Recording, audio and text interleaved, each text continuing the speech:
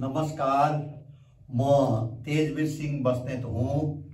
म आज हजुरहरु समक्ष हामीले कुनै पनि काम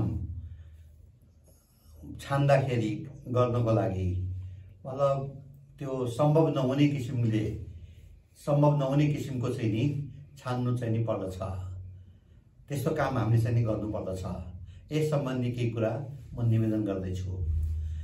भन्नुको मतलब के हो भनेदेखि जुन कुरा व्यवहारमा गर्नको लागि हामीलाई धेरै गाह्रो हुन्छ त्यसलाई चाहिँ नि दिनहुँ पटक पटक दोहोर्याएर तेर्याएर जति सकिन्छ बढी मात्रामा मतलब दोहोर्याइरह्यो भनेदेखि त्यो काम चाहिँ नि निकट भविष्यमा सम्भव हुन्छ। यो चाहिँ नि 100% सत्य कुरा हो।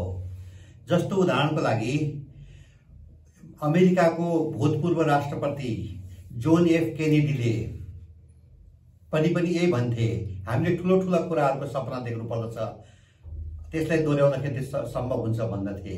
जस्तो उहाँले 1965 ईस्वी सनतिर उहाँ राष्ट्रपति हुँदाखेरि चन्द्रमामा चाहिँ नि उनीहरूको यान चाहिँ नि पठाउने चाहिँ नि ड्रिम अथवा सपना उहाँले चाहिँ नि देख्नु चाहिँ नि भयो।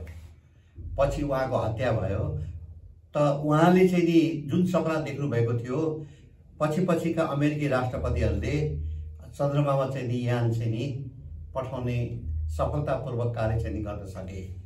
त्यसले गर्दाखेरि हामीले पनि असम्भव कुराहरूलाई सम्भव तुल्याउनको लागि पटक पटक त्यसलाई चाहिँ नि पुनरावृत्ति गरेर दोहोर्याएर गरिरह्यो भनेदेखि त्यो काम चाहिँ नि सम्भव नहुने कुरै हुन सक्दैन। यति भन्दै मेरो भनाइ टुङ्गाउँछु। धन्यवाद।